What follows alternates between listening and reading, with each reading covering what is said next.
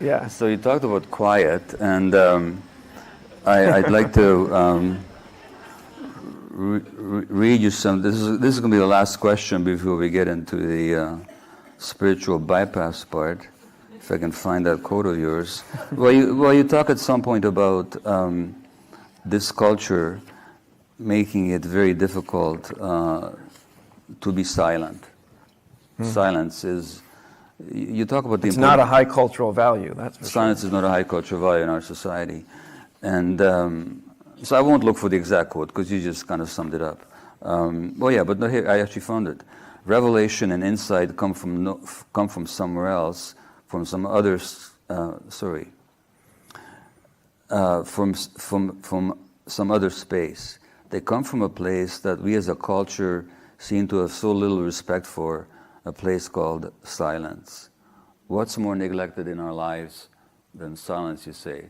And that reminded me of a great line from the play Saint Joan by George Bernard Shaw, where Joan is this. It's a 15th century story, of course, a true story.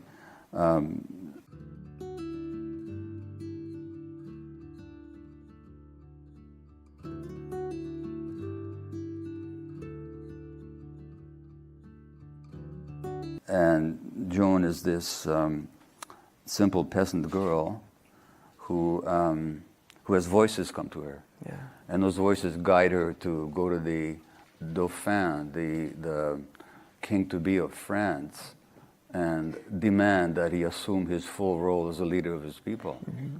And Joan actually is able to lead the French armies to some victories against the occupying English. Yeah. So that's in this particular dialogue, Charles, who is now king, as a result of Joan's leadership, says, "Oh, your voices. Why don't the voices come to me? I'm king, not you." And Joan says, "They do come to you, but you do not hear them. You have not sat in the field in the evening listening for them." When the Angelus, which is the ring, the bell that calls some people to a particular prayer, when the Angelus rings, you cross yourself and have done with it. But if you prayed from your heart and listened to the thrilling of the bells in the air after they stop ringing, you would hear the voices as well as I do. It's beautiful. Yeah. It's beautiful. So talk to us about silence.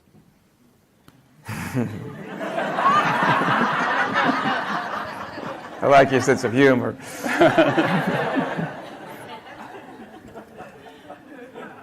Well, I think it's obvious that we don't value silence as a culture that much.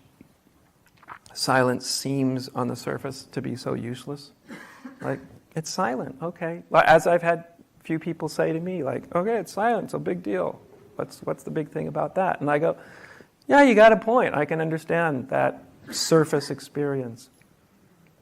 But silence is, and again, silence isn't something that we need to, the more we're trying to be silent, the more we create conflict. Rather than trying to do that, as I like to say, is just listen to the quiet spaces inside. Instead of fighting with the noisy spaces. You can work on the noisy spaces in some other time or some other context, but listen to the quiet spaces inside. And the thing about silence is that it gives us access to dip underneath the sort of rational, which is often irrational, but the rational intellect, right?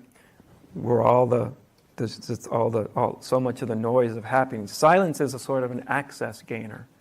That's why almost any contemplative form of spirituality has valued silence, right? Silence isn't the only thing worth valuing spirituality, questioning and challenging our own assumptions, that's really important too. But unless there's a foundation of silence, it's so easy for it to just become stay in the realm of the rational intellect.